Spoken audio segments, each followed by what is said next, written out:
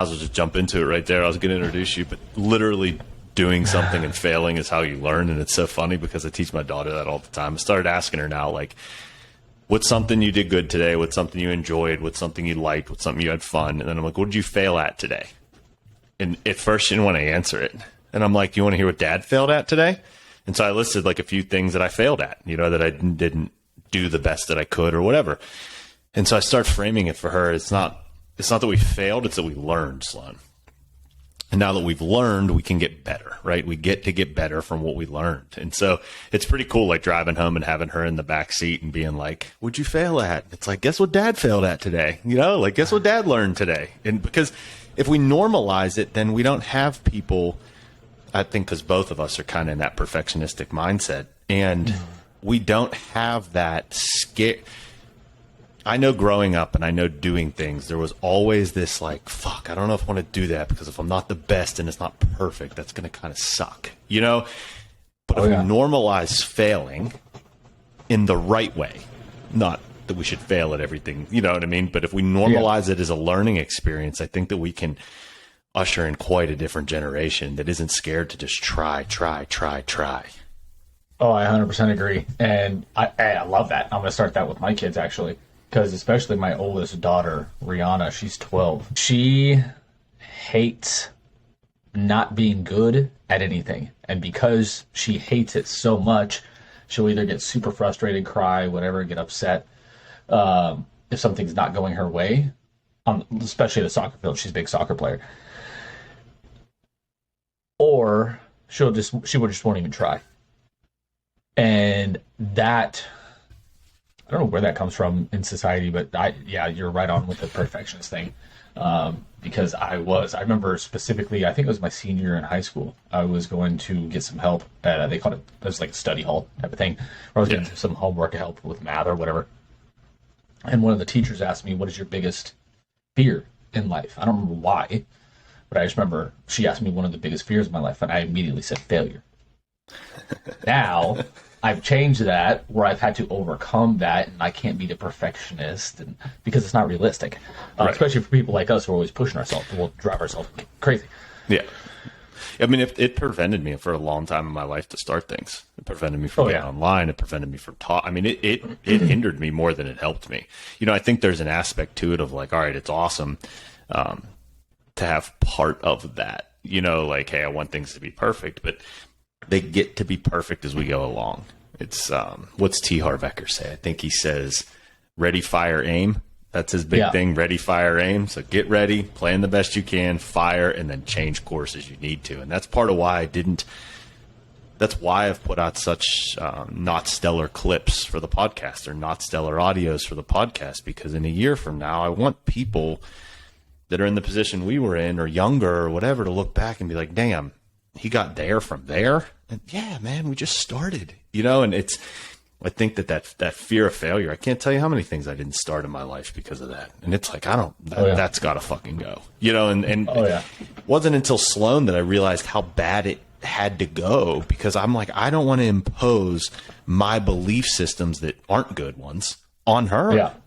Yeah. Oh yeah. I mean, it's as any parent, that's our biggest thing is we don't want to, not break isn't the right word, but we don't want to set our kids up to fail in any way with our bad habits, bad mindsets, whatever. We want to constantly improve. Like for me, I want to make my parents or help me and my brother have a better life than they did. I want to do the same for my kids. And that's part of the mindset stuff as well. Yeah. I think it's important. So this is a perfect segue into how are you instilling those belief systems in your children now so that it's going to carry on later in life? Like, hey, it's okay to fail. It's okay to this, or, you know, what are some of those core values that you're like, man, these are things that I wish every child really held sacred? So anytime, so I know I'm sure we'll get into this later, but I coach soccer. I coach all three of my daughter's soccer teams, 5 to 7-year-olds, which is my youngest daughter's team, 8 to 10-year-olds, which I'm the head coach of. I assistant coach on the other one. And then I assistant coach the 11 to 14-year-olds. Each of my 3 daughters are on each of those 3 teams. And the last 2 years, my team that I head coach has won the championship. So my middle daughter's been super excited. Super excited.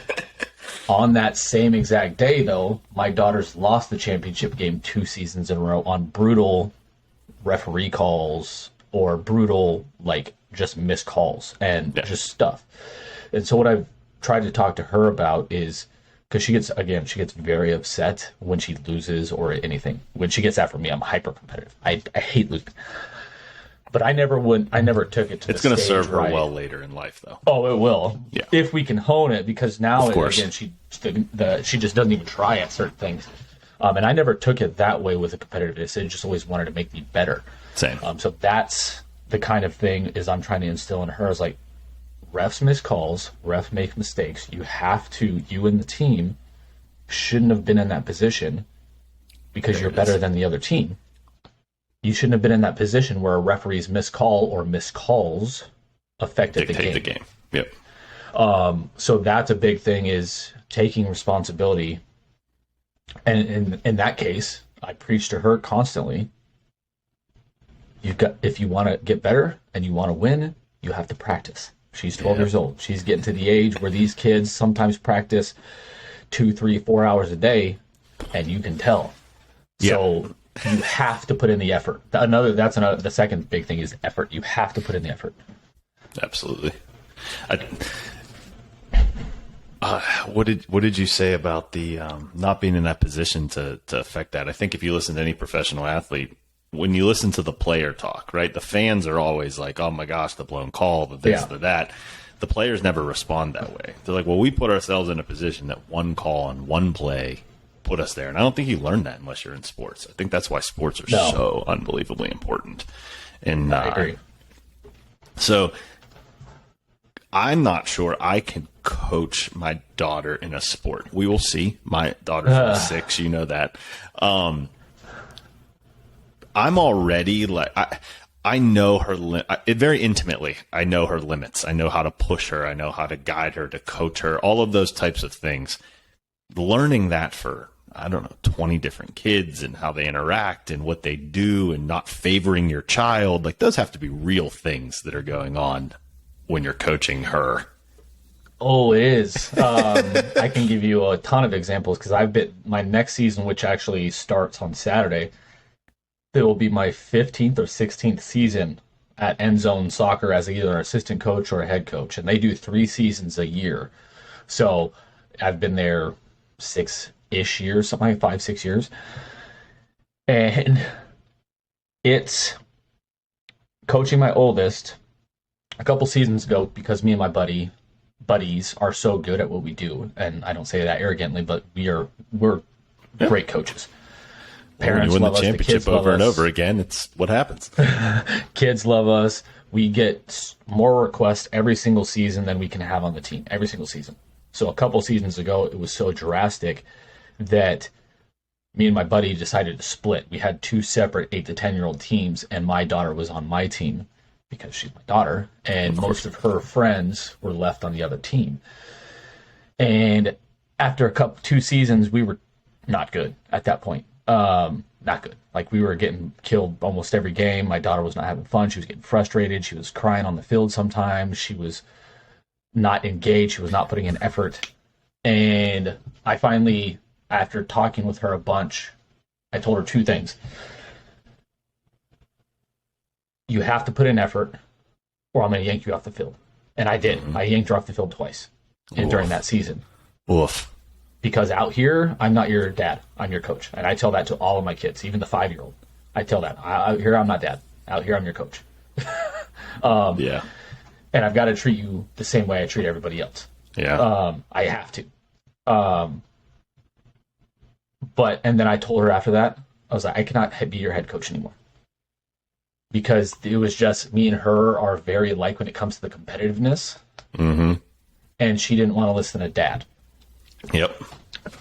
So she's doing great on my buddy's team, but as a head coach, I would struggle to head coach her again.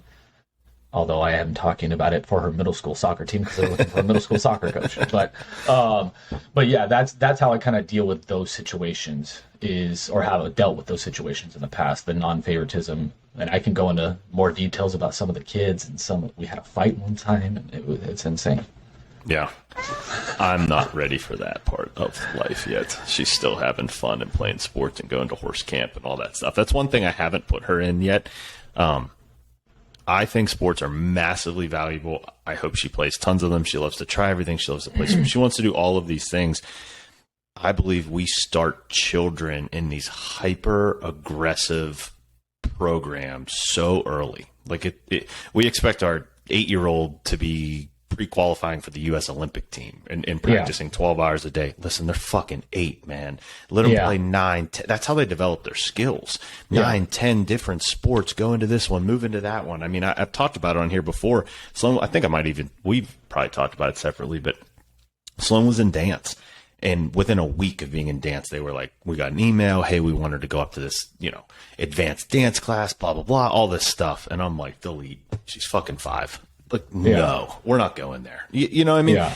She's going to have fun. She's going to enjoy it. She's going to play with the kids, all that kind of stuff. And I think that's super important. And I think a lot of parents get caught up in like, oh, my kid's really good at 12. Listen, don't burn your kid out.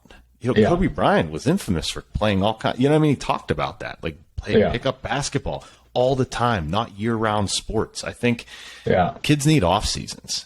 Oh, yeah. No, I'm a big believer in that as well. We don't push any of them to play soccer or anything, although we have said you need to play something or do something because you're not just going to be on your tablet all the time or your phone or whatever. But that's why one of the reasons I love End Zone so much is it's a rec league. It's considered a rec league. Nice. So she plays with her friends. She has fun. She scores goals. She does that thing. Me and my buddies, my 2 buddies that I coach with, we're very competitive. All of us, hyper competitive. All of us. But we don't like yell and scream at the kids when they're doing something wrong. It's, hey, this is what you can do better.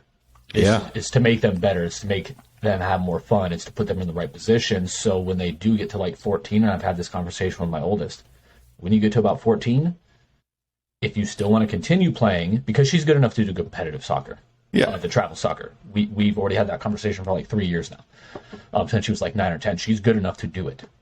But until she's practicing every day, like by herself, even 20, 30 minutes, we're not going to put her into it because it's such a time commitment and a money commitment.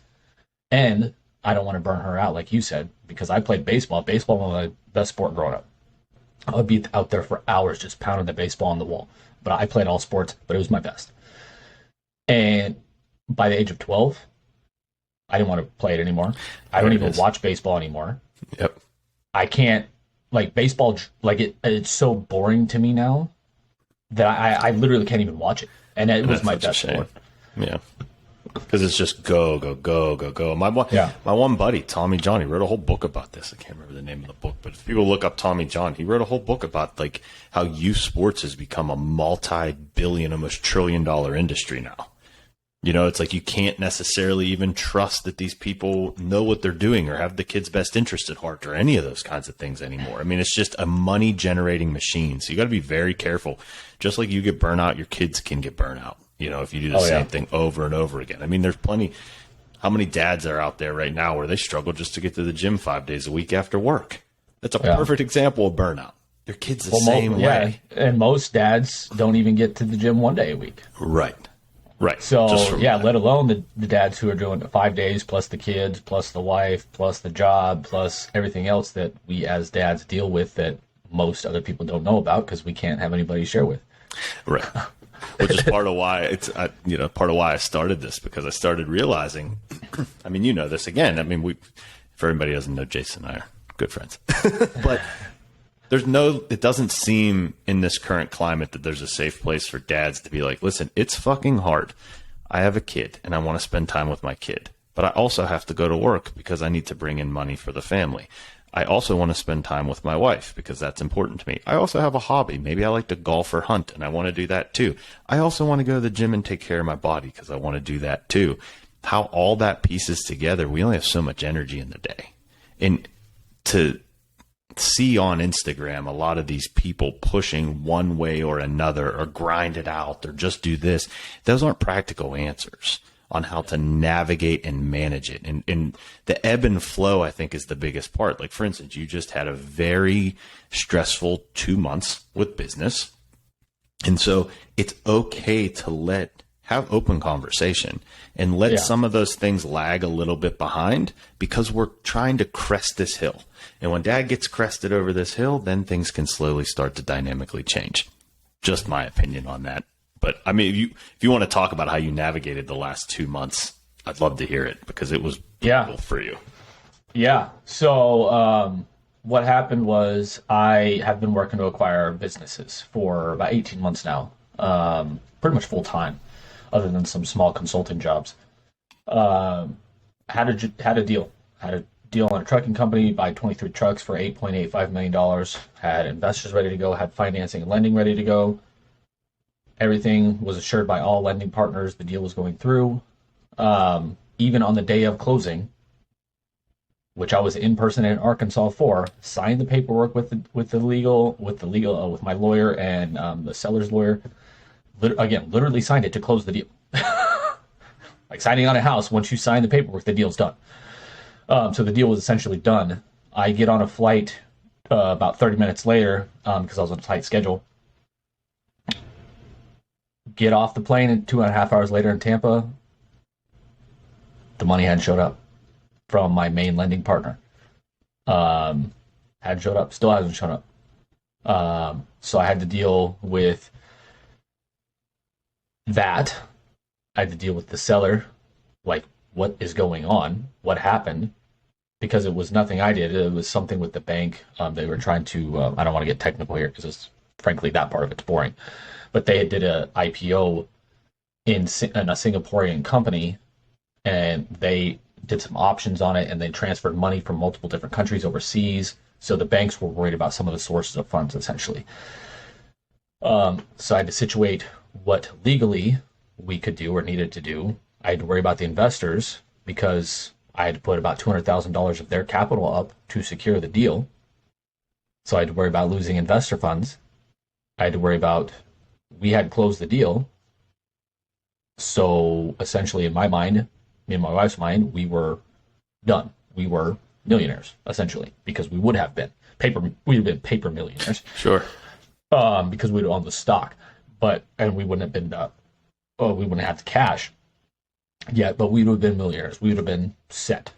So I had to worry about that. I had to worry about everything. Plus, on top of this, I've got 3 kids, coaching soccer, have a wife, have my parents living with me. I had 3 pets die in a matter of 14 months during this period. And I love animals, so that was tough. And this is some of the stuff that dads deal with that we don't get to talk about with anybody else other than close friends. And even then, most guys, we don't talk about this kind of stuff typically. Right. But that's kind of how I dealt with it. To get back to your question, sorry, I wanted to give some context. Yeah, no, that's important, because it's a lot. Yeah, well, and that's still the very, very, very short version. Lasted over about a 3-month period, where I had to kind of clean things up and make sure everybody's happy, and make sure I was protected legally, so I could be sued, type of thing. But what I've done a lot of is get your help. First of all, you came to my house to get adjusted, or it adjusted me. That's helped a lot. Get adjusted by Rocco. Just to fix from Rocco. I've been walking a lot. I've been eating better. I've been taking better care of myself health-wise. I've been trying to spend more time with kids. I've been taking naps, because I was working so long and so hard and under so much stress that I'm literally having to take a nap still. Not as long as I was before, but I'm still having to take like a 30-minute nap almost every day. I don't take naps unless I'm like have COVID really bad or the flu or something. So it's those are some of the things I've been doing. I've been slowing down a bit. That's not as much as I probably should be. But you got to start somewhere. So in the aspect of that, how have you been able to, all right, I know me, if something very small is bugging me with work or I have to finish something, it's even difficult then for me to shut it off to go be present with Sloan. Yeah. Do you have any strategies for that, or how did you do that so that you're present with your children? Because just being there, they know that you're not present, and it honestly makes things worse. So do you have any strategies, or how did you accomplish that? Or are you just really good at fucking shutting it off when you need to? So I am now, that put me to the test. I wasn't as good as I would hope to have been, but I'm light years ahead of where I used to be when it comes to that. So I have a rule, typically after 4:30, I don't work. And this is relatively new. It's past 2 or 3 years. Before that, I would work essentially whenever I woke up till like 8, 9 at night, every day, all day, for like 10 years straight. Over the last 2, 3 years, I've needed to take better care of myself, and I've wanted to because I woke up with some other stuff going on with another business thing about the same time 2, 3 years ago. I had a buddy die that was my age. He had his spleen burst, and he bled to death in front of his kids. We grew up together. From like the 5th grade on, we went to each other's weddings, all that. My father-in-law was dealing with brain cancer, and he lived with us off and on while he was getting treatment. He passed away. And there was some other stuff, business-wise as well. But I was so stressed out, and I was still trying to work as much as possibly could, that I woke up one morning thinking I was having a heart attack. My entire left side of my chest hurt, and it was radiating down on my arm. Turned out just to be a panic attack, luckily. But I woke up, and I was like, I can't do this anymore because I have 3 young kids that I want to be around for. So I set that rule up. I'm pretty much done unless it's like an emergency type of thing or it's a quick phone call. I'm pretty much done with work at 4:30. And I've gotten better at shutting it off. Mainly, I think that's because I mean, people like us, it's always going, right? We're always trying to think of new things to do, better things to do, how we can improve, what we should do tomorrow, all that. So that hasn't completely gone away. But in terms of being present, I just really focus on it, and I put this away. I think that's a big thing, is putting this away. I just started doing that part of it too myself. Like I was like, okay, I want to be more present with her. I get to be more present with her. How am I going to incorporate this into my day? Oh, look, there's a little cat paw. It's like, don't forget I'm here. Office buddy. For me, I was like, just when I pick her up at 3, just get rid of the phone. That's all. And so I started taking the phone, and she's like the DJ in the car, so it's awesome and all that kind of stuff. But I take the phone, put it away. We go into Whole Foods, we have no phone. We go in the house, we have no phone. It's just trying to shut it all off and be present with her.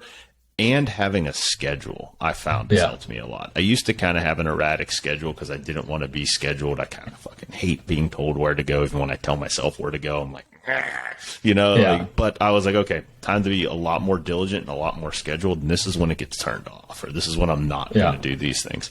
And it's helped. And I got that idea from you, and it's helped immensely with her and I's communication, my presence with her, her emotional, responses to things, because Dad's a lot more present. She doesn't need to lash out to get attention. All of these just little things, it's changed everything, just putting the fucking phone away, Yeah, no, I'm really glad to hear that. You haven't shared that with me before. I'm really glad to hear that. That's awesome. And I don't even remember where I got this from. I don't know if it's just because I like when people are on the phone, we're going to have our conversation, unless it's important, like it bugs me a lot.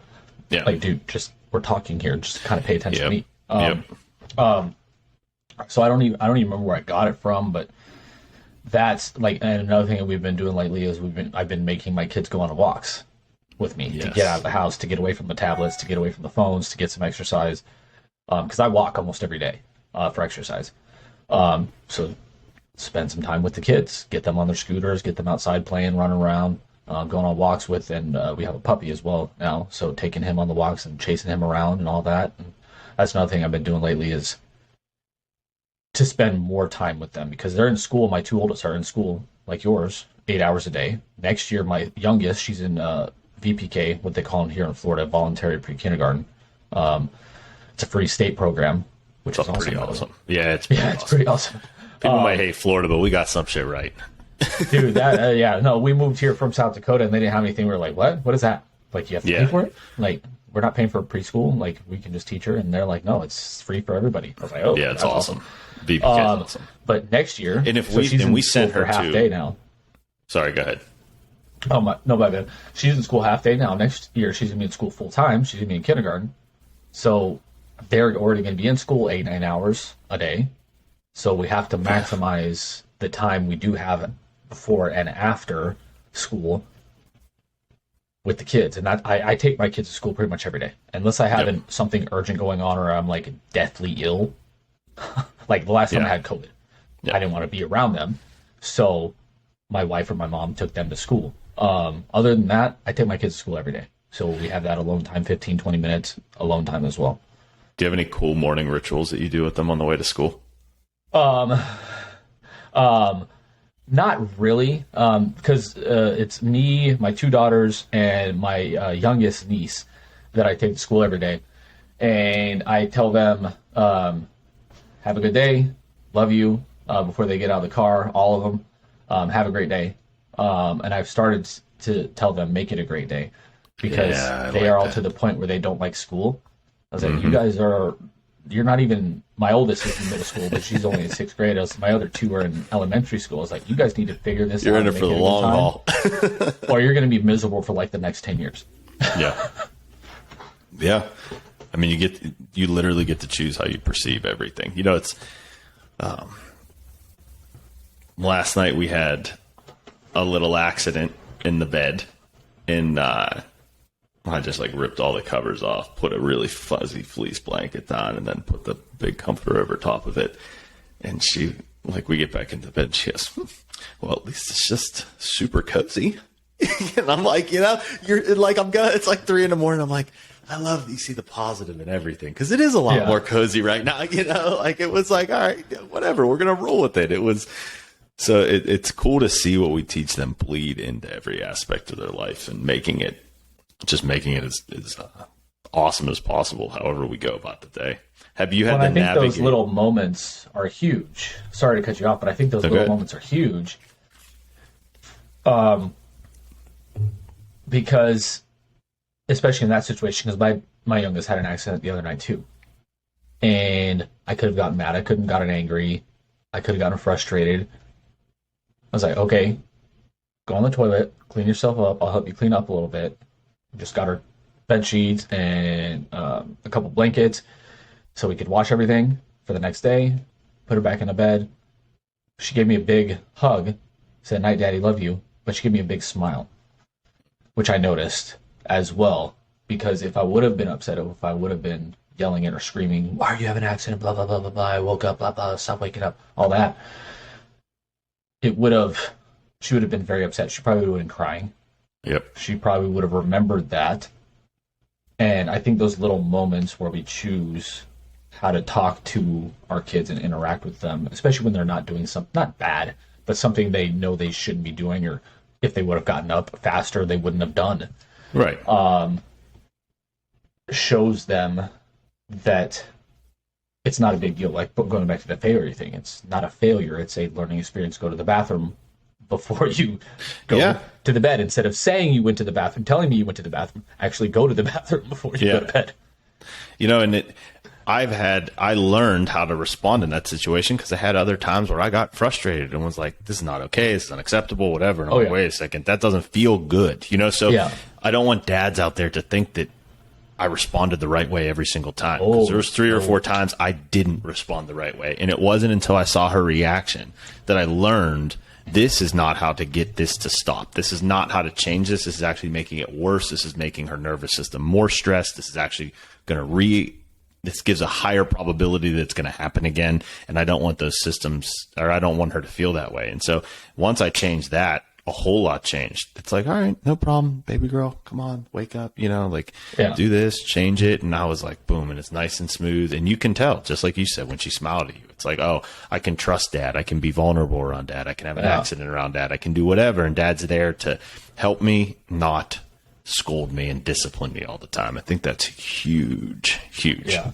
No, and I'm glad you brought that point up too, because that again, I'm on my third. That's my third kid, so and my oldest is Right. 12. So I've had a lot of learning time because I did used to get frustrated. Like, why are you waking up? Like, I'm tired. I've had a long day. I want to go to. I want to sleep. Why are you waking me up?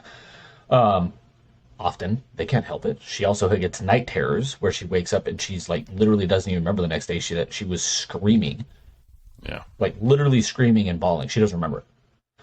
It's the weirdest thing ever.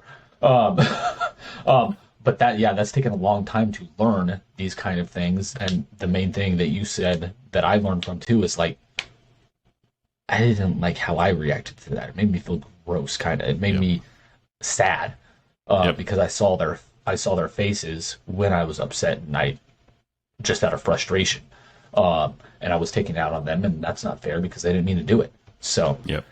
And it, again, I think this is why it's important for men, us to be in tune with our emotional system, because our emotional system is our guidance system, right? It's going to tell us, man, that feels good, man, that doesn't feel good. I have had a client come in yesterday and we were talking, and I'm like, he comes all the way from Colorado to come down here, and he sees me, and we were talking, and I'm like, look, we've cleaned a lot of stuff up. You're doing a lot better, but this one thing keeps happening. I said, I need you to pay attention to what you're doing when that shows up, because when you're here and when I'm with you, like, it doesn't show up.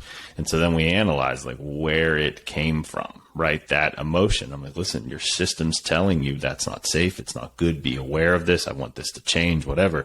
And it was in perfect alignment with where his life, he's trying to create the trajectory of his life right now, and so it was, but it's very interesting that the body's always talking to us. Our emotional system's always talking to us, trying to tell us, pay attention to me, pay attention to me, pay attention to me. And men, we're taught to tell it to shut the fuck up and keep going. That's not how we get where we want to go, right? And it used to serve us. It used to be the way that men did things.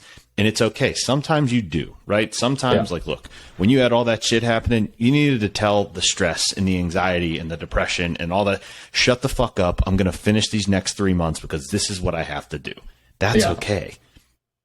But when we're doing that temporarily to achieve something that we know is pressing, it's not okay when that becomes the norm every day, all the time, and we never process the emotion. That's when sickness, disease, and all these other things start to set in.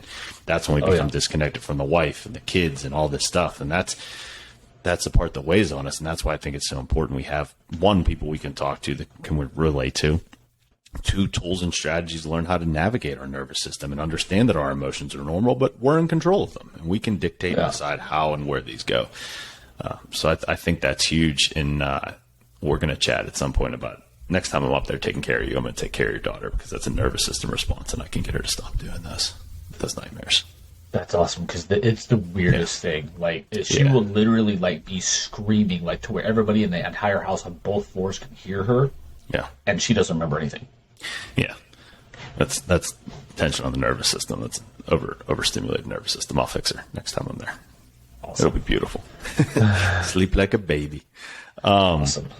All right, cool. So let's talk about, and we've covered a lot of things so far already. What's your favorite part? I mean, maybe we'll talk even a little bit more about your home dynamic. You have 3 kids, your wife, you, and then your mother and father-in-law. My mom and dad. Your mom and dad, all under one roof. Does that present more of a challenge, or is that more of a tribe that seems to help as the ecosystem, right? What is that like for you? And I mean, you're surrounded by a lot of women, a lot of the time of your life, know, so that also, the masculine's like, I need to express the masculinity sometimes. So let's talk about that. Because I find that fascinating. So we do what's called, again, I said this, I know this term until I moved to Florida. They call them next gen homes, where you essentially either buy a house with your parents and they live in like a part of it, or you buy a house with your wife and then your parents kind of move in. It's mostly good. And there is a lot of help with the cooking, the cleaning, some of the cleaning. It's a lot of the help is picking the kids up from school, especially with my middle daughter. She gets off at 12. My other 2 daughters get off at like 2:30 or 3:30. So it's with a person who likes to work a ton and needs to be able to focus on what I'm doing. Those kind of breaks would interact with that a lot. So I get a lot of help with that. We get a lot of help with that. But there are challenges that come with it too, especially because we have 4 adults living in the house that all have lived independently at some point in their life. It's just a lot of opinions in one place. Correct. So it's more good than bad, but there are challenges with it. Yeah, I love my mom. Can't do it. I've talked about it before. I'm like, Mom, I love you. I love you so. I really do love you so much. It's just not for me. Yeah. No, and that's my brother. So my brother and my sister-in-law, they've said the same thing. They're like, I couldn't do it. Yeah. Just like our personalities would not mesh well enough. Yeah. Where we could do it. Yeah, that definitely makes sense. I get it. We got cats, we got dogs, we got a whole zoo. Yeah. Oh yeah, your house is fun. I mean, there's not a dull moment in your house, that's for sure. You know, there is not. Not. So with all of that, do you ever do like? So I'm big on daddy-daughter date nights. I know I've talked to you about it before. I get dressed up, she gets dressed up, we go out to dinner. Do you or have you considered doing that with each individual daughter, maybe once a month? Like do you ever set aside just time for you and your 12-year-old, just time for you and your middle child, where you have all of dad's attention for this hour and a half? Do you ever do anything like that? I need to. I've thought about it for a while and I just kind of forget about it, honestly. Yeah. I'll help remind you. Yeah, please do. But no, we get little pockets of time. It's not like an hour and a half. It's more like 15 minutes here, 20 minutes here, 30 minutes there, 5 minutes here, where it's individual time with them. Which is really all they need, though. They just need to know I have dad right now. Yeah. Yeah. So we get those little pockets. It's not as much as I would like, especially with my oldest one, because she's getting to be almost a teenager and she's getting the mouth and all that. And I want to kind of be there more for her because she's now it's probably more important than ever. Yeah, the hormones and all the girl stuff that I don't really think about. But I'm working to make it more. But that's again the whole balance thing that we've talked about.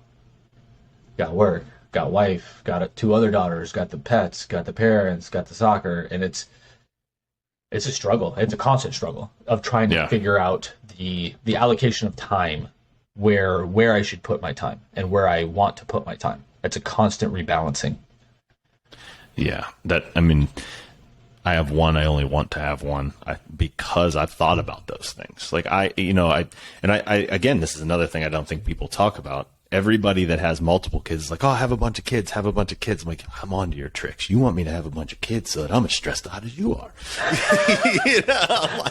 I figured y'all motherfuckers out. But I think there's value in having multiple children. I think if that's, when we got pregnant, that's what, when my ex-wife got pregnant, let's be very fucking clear about that. I was not pregnant because I'm a man. So it's just not possible. I just want to differentiate that so everybody knows. But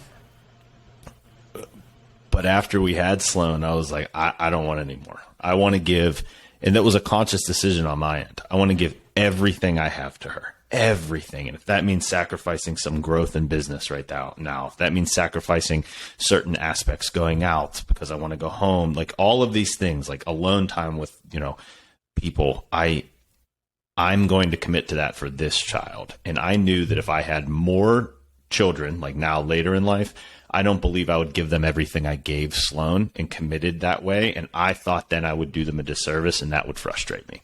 So I went into it with that mindset at first. And I think it's also because there is a lot of pressure to have multiple children. Yeah. Especially once you start having kids. I mean, it's the first question everybody asks is like, well, when are you going to have the next one? Yeah, when are you going to have another? I don't even know how to deal with this one yet. And so it's like, I think it's okay for people. Another thing, no one talks. It's okay to have one kid. They're not going to be a spoiled brat. They're not. I know tons of children that are friends of mine that are only children, and they're just as fucking awesome as the ones who grew up with 2, 3, or 4 brothers and sisters. It's okay, and you find your tribe. you become close. I mean, I had one of my best friends down here. He spends Christmas with us. It's okay. Everybody's like, oh, what about the holidays and this and that? It'll all work out. I promise it'll all work out, and raise your kids right. And they're going to want to spend holidays with you. How about that? Absolutely. What a novel idea that is. Absolutely. And then to go back to something you said about the kids, going from one is really hard, as we both know. Going to two from one, especially with another one, little one, it's rough. Going from 2 to 3, that's where I saw the massive jump, and I'm like, oh shit. Yeah, you're outnumbered. Yeah. Well, go back to the women thing is, I've got my mom, my wife, my daughters, all of my pets except for one are females. So there's a lot of estrogen running around. What? All right. So this is a good, because I'm sure there's a lot of people listening to this that have multiple children. And I didn't even give you a warning about this question. It's just coming up. Obviously there's going to be certain parenting styles that each child responds better to, but are there principles that you have found that kind of go like a sweeping motion to where it covers all of them? Does that make sense? Like, look, these are the principles or the things where it's like, no matter what, boy, girl, age difference, this personality wise, these are the things I instilled or wanted to instill, and this is how I did them, and they all were receptive to it. Yeah. I'm a big believer in talking to kids. I'm not a yeller. And like I said about soccer, like I'm just not a yeller. I'm just not. I'm not saying there's anything wrong with that. That's how I kind of grew up. My dad was in the military and he was more of a yeller. And my mom was not. So it's the balancing of that was good. But the biggest thing I noticed is, or the biggest thing I try to do is talk to them, figure out what's going on, make them talk to me if they don't want to talk, which is the 12-year-old, or have them cool down if she gets so upset about something and she needs just go cool down, relax, and I'm not this calm when I'm saying it. so don't take that as what's going on. But it's a lot of just, I think a lot of it is preventative stuff, like putting in effort. Don't lie. I do not. My kids know I do not deal with lying at all. Yep. Like, same. I will tolerate pretty much anything else. I do not deal with lying. Just tell me the truth and we'll navigate it. Yeah, we'll figure it out from there. Yep. Absolutely. Yep. So a lot of it is preventative stuff, and the older ones have chores. So you have to do this stuff, or you don't get to play your gamepads. You don't get to play with your phones. Same way I was raised. Yeah, you have to do these things until you get your stuff done. If you have homework, you have to do that before you get on your tablets. So a lot of it's more preventative stuff and instilling discipline. And again, it's not like we live in a strict military household either. But discipline is love. Yeah. Discipline is teaching. Yeah. There's nothing wrong with discipline. Is boundaries. There's nothing wrong with those things. And that's a huge thing I think in society is like not about disciplining your children. But you discipline your children, you're teaching them. Exactly. And that's you brought up the part about the cooling down. So I started doing this with Sloan because it's a cortisol response, right? The brain is literally going into fight or flight, and it's freaking out and it can't calm down. It's got all these hormones going nuts, and you can't have a rational conversation when you're in that state. It's the same. They did these studies with, I believe it was oxytocin, and which is one of the pleasure molecules that happen in the beginning of relationships is oxytocin, and it literally decreases your entire rational thinking mind, like shuts it off completely. And so they did these studies where they took people and they had them like inhale like oxytocin, like through a snort thing or something like that.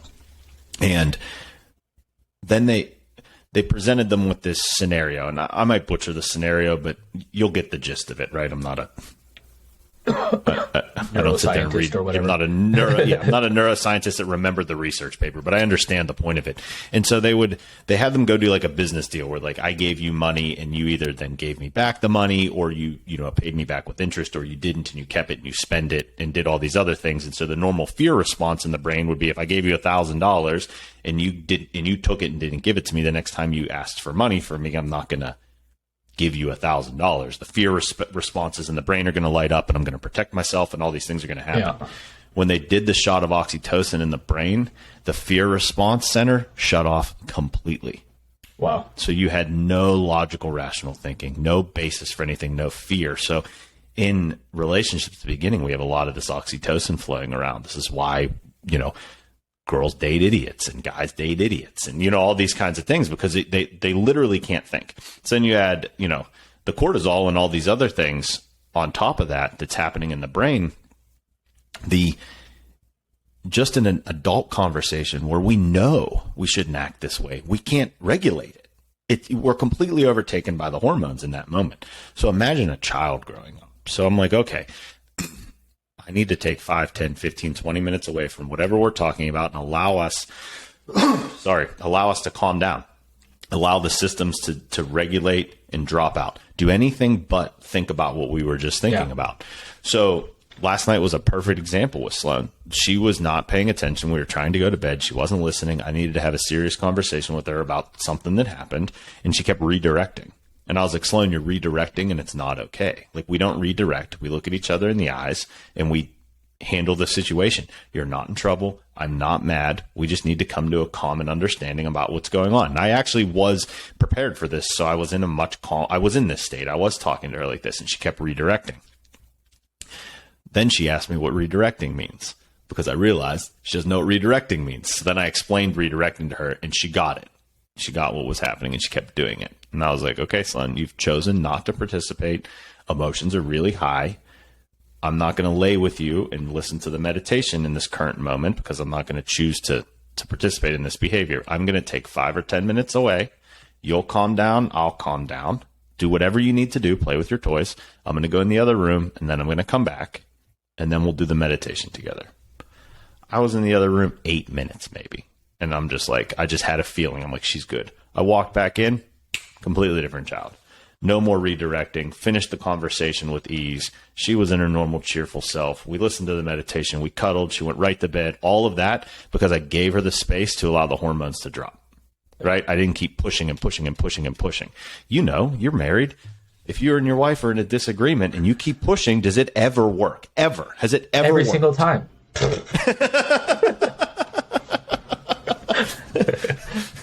For everybody listening, he put a thumb down. Yeah, that's a joke for whoever's listening, not watching the video. Yeah, thumbs down. That doesn't work at all. Especially new guys in relationships, it doesn't work. Yeah. So if you take the time to just back out and let those hormones drop, you can walk back into the conversation clear-minded and logical and thinking. It doesn't mean you agree with the other fucking person.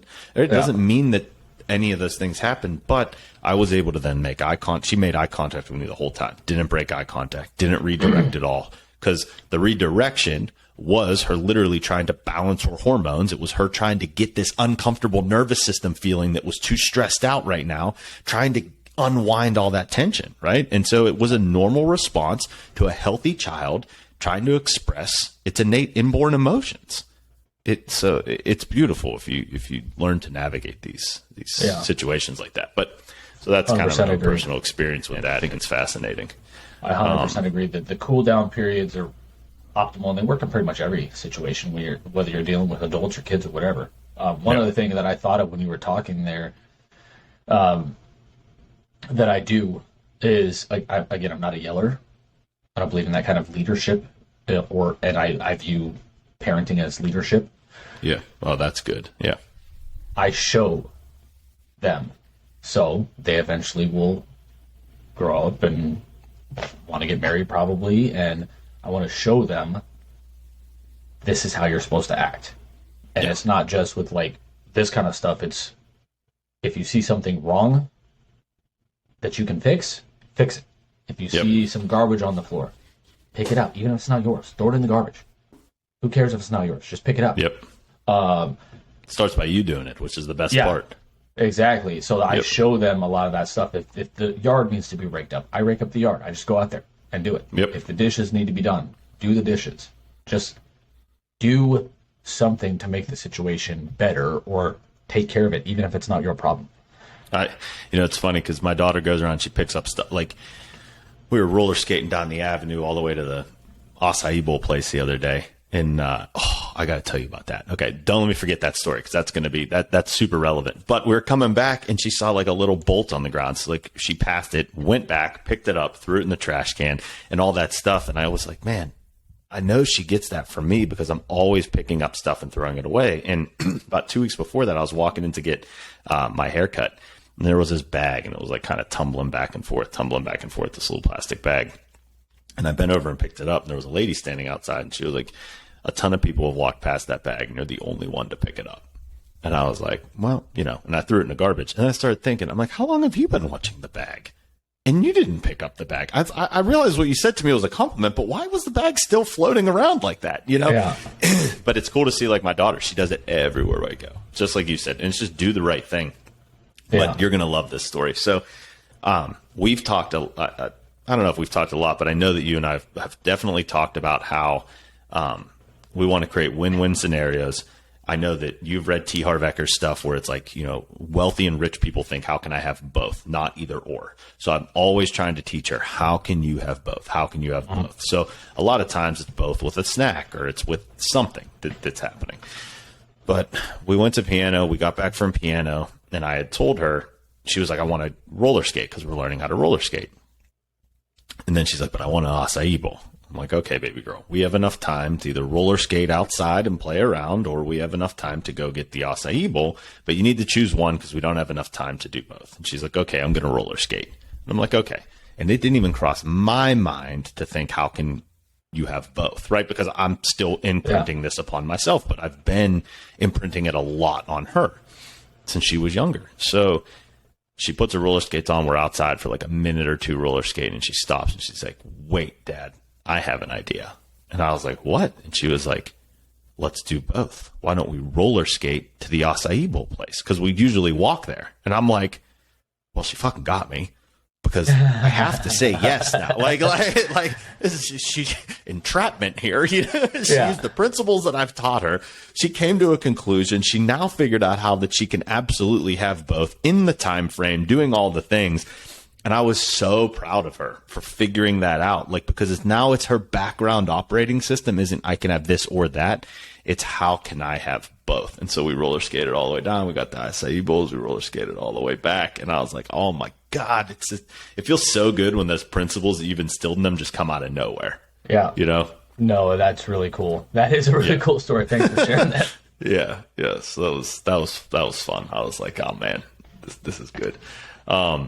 All right, I know we're kind of up against the time here. So 2 things I want to do before we get off. I want you to tell me your favorite thing about being a parent, and maybe it's your favorite thing about being a parent with each girl. Maybe you got something different, but I want you to tell me your favorite thing about being a parent, and then let's start there, and then the next question will be after that. But go ahead. Favorite thing about being a parent is... Or a father. Let's say father, because it's specifically father. Favorite thing about being a father. Seeing them... when they've put in work at something, achieve it.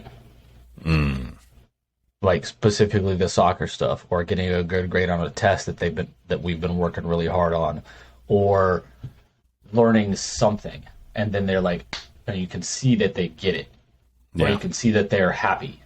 That is those little tiny moments that are fractions of a second. Those are my favorite moments as a dad. Yeah. That's awesome.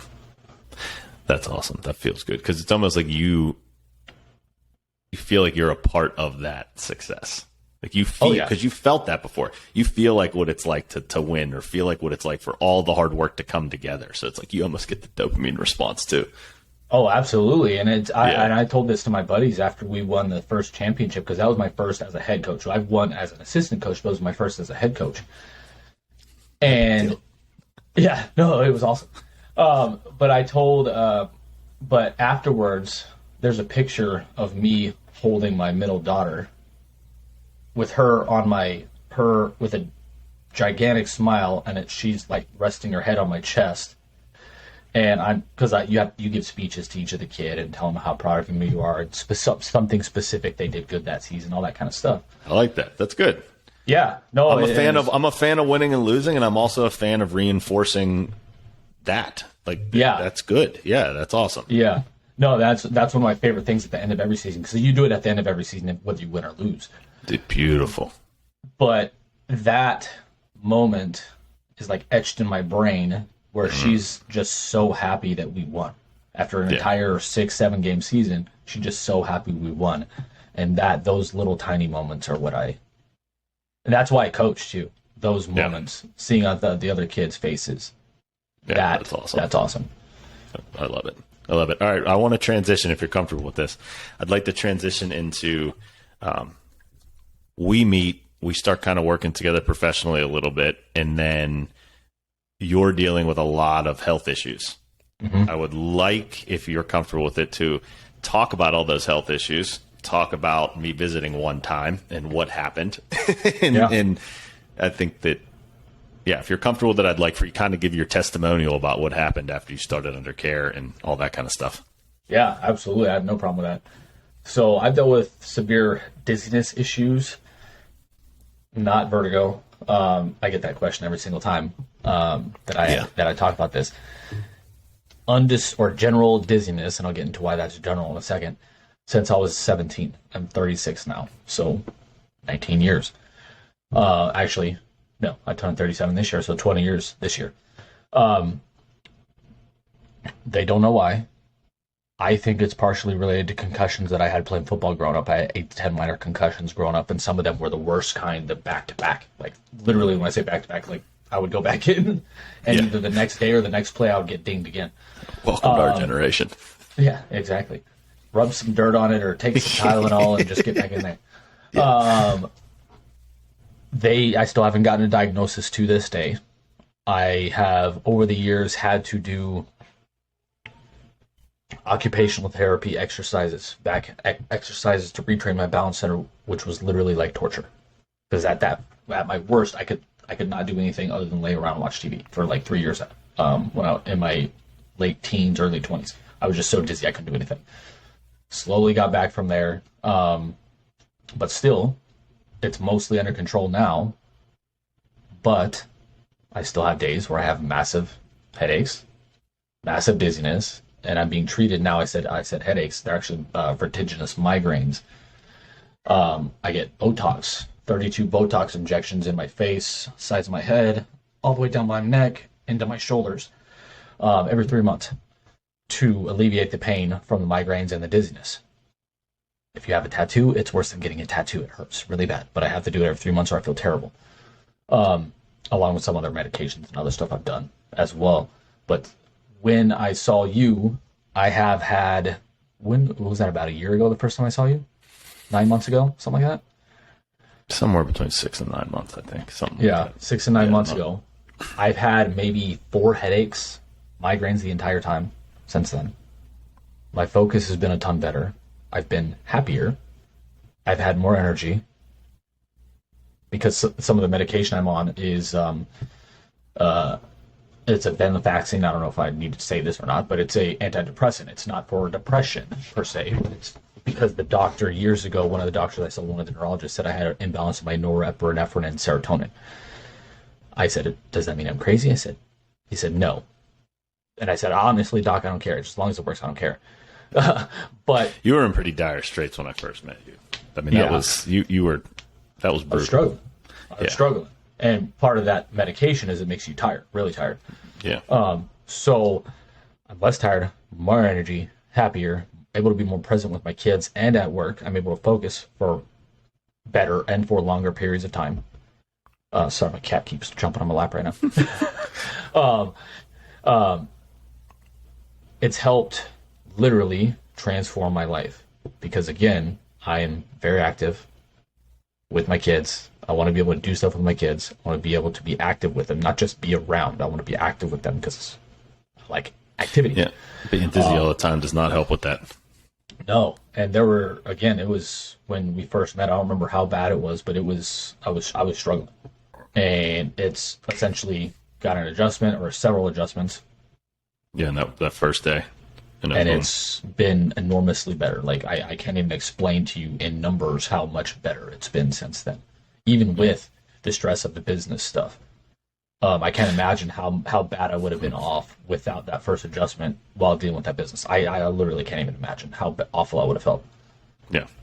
It's a shame you don't live down here in Delray with me, because we could do it all the time. Get Come you up to Tampa. Get you off everything.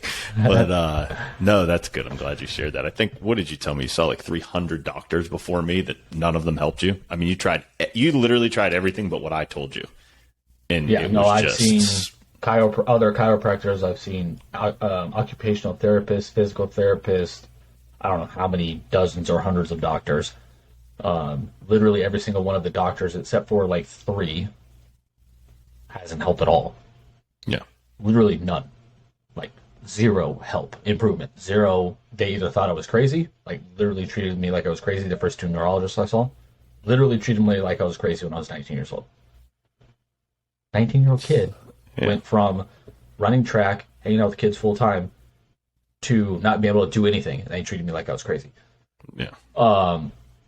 Yeah, didn't help at all. So you were one of like 4 doctors who's helped even a little bit, and you helped enormously. So, and again, hundreds of doctors, occupational therapists at this point. That's how much this has helped. Thank you. Thank you for sharing. That's Of good. course. No, I'm glad. I mean, it matters. And, the biggest thing for me was when you started telling me about it after we met professionally, I'm like, listen, this guy's got, like in my head, I'm like, he's got 3 kids. He wants to be present for them. I know all these things. Like, I can help him in a day. Like, I got to get to him, to do this, because I don't want, of course, I don't want you to suffer, but I don't want your kid. I didn't want your kids to suffer, because I know what that's like. Like, I got that soft spot for, children. I've worked out of town before, and I've been leaving town, like getting ready to leave town, and I'm exhausted. And I get like one message from somebody. It's like, hey, is there any way this kid, whatever. I'm like, as soon as they say kid or child, I'm like, yes, I'm exhausted, but damn it, yes. Yeah. I mean, especially when you got something going on with the children, because you know what it's like. If your kid sneezes, you're like, wait, what the fuck? You don't ever want your kid to suffer. Exactly. So I totally get it. All right. Anything else you want to share? Anything relevant you want to tell anybody? And we'll wrap it up. The only thing that's popping in my head right now is dads are valuable, ultra valuable, and we are not honored like at all in society, especially right now, especially if you're a white man. We get no credit for anything. If anything's wrong with any of us, essentially it sucks to be you. We don't have anybody to talk to for the most part. But we matter more than pretty much anybody of us know, because I mean, you can probably give the studies on fatherless homes and all that, and how much crime and jail time and problems those kids have. Those statistics alone, and my own personal experience, and my personal experience seeing other dads with their kids, we are important, and we need to be present. Being important and being present matters. I believe you could take every issue anybody. It doesn't matter if you're left or right or where you stand. Any issue that you think there is, generally within 99%, I would say, if you distill it down, it all comes back to the home. It all comes back to the parents. And that's a lot of weight on you as a parent when you start to realize that. But if you aren't ready for that, you shouldn't be having kids to begin with. And that's why I've chosen not to have more children, because I understand the time, the energy, the commitment it is to raise this one being. Yep. And and after that's done, I want my life back. Like after she's out of the house and graduated and doing her thing, Dad wants to be selfish and have my life back, because for 18 years, I'm going to not be selfish. And if you're not ready for that, maybe we don't need to be having children, So I think that it really stems back. Every issue we have right now stems back to the parents in the household. And because I'm a father, I'm going to say because of the father. I would agree. I don't think that they're, I think they're both equally important and all that stuff. But as a dad, I understand I understand my value. And that's 100% agree. Yeah. Thank you so much for coming on. We'll do it again. Awesome, man. I had fun. All right. Awesome. All right.